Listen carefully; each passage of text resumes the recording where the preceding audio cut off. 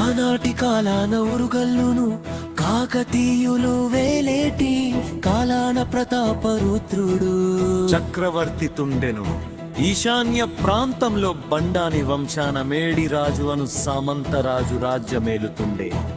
అంతలోనే కరువు కాటకాలతోని అల్లాడుతుండెను ఆ అడవి ప్రాంతము.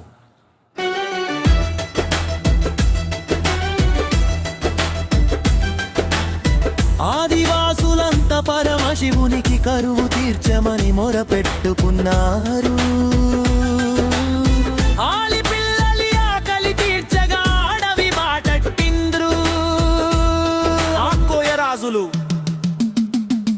అత్తనాపు అడవిలో పుట్ట మీద బిడ్డ ములుల మధ్య పసిడి బొమ్మలెవర దేవతలలాగానే కనిపించే వండకు గూడానికి తెచ్చి బారసాల చేసి సమ్మక్క అంటూ పేరు పెట్టినారు. గూడెం పెద్దయిన మేడిరాజుకు ఇద్దరు భార్యలు పిల్లలు లేరు. సమ్మక్క తల్లిని పెంచుకున్నారు. ఆయా నాటి నుండి కరువులు తొలగి ఆనందానందో గడుపుతున్నారు. ఇంతేసి అంతేసి పెరిగి పెద్దగాయ చేతి స్పర్శతోనే మహిమలు కలుగు.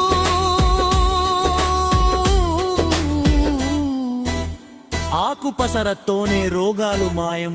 మేడిరాజు ఆ ఇద్దరు భార్యలకు పిల్లలయ్యారు. రాయి బండాన్ని రాజు చందమేలది రాజు పెదపోరిరాలు దేవ కందకవాదికి 5గురు పిల్లలు. సడలమ్మ కొమ్మలమ్మ ముయ్యలమ్మ మాన్యుడు గండ కుద్దలి చందనేరియాలు